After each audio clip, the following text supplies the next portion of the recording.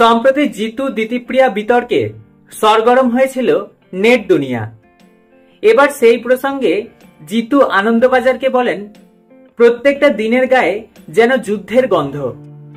একদিকে নিজেকে প্রমাণ করার তাগিদ, অন্যদিকে অভিনয়ের মান ধরে রাখা।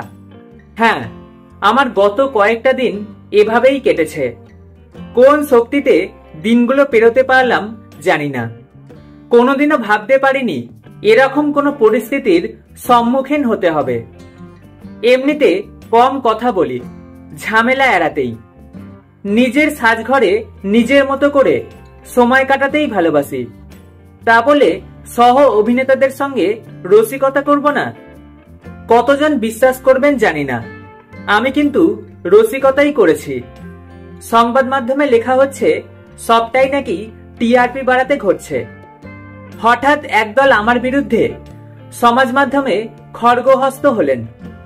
আমি কেন চ্যাট ফাঁস করেছি? আর এক দলের দাবি, যা বলেছে সেটাই তো চ্যাটে রয়েছে, তার মানে ছেলেটাই দোষী।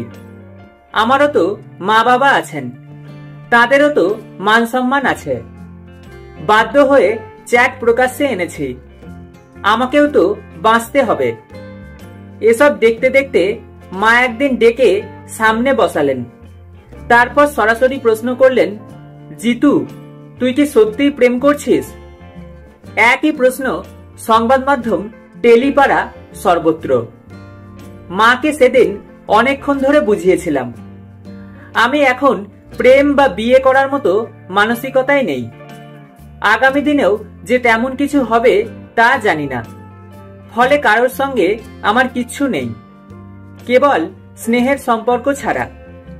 হ্যাঁ, আবার বলছি, যারা আমার থেকে অনেক ছোট তাদের শুধু স্নেহই করি।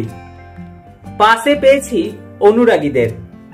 এখনো রোজ কেউ না কেউ প্রসাদী ফুল, মিষ্টি নিয়ে সেটে আসেন, কপালে ফুল ছোঁয়ান, প্রসাদ দেন, আমার মঙ্গল কামনা করেন।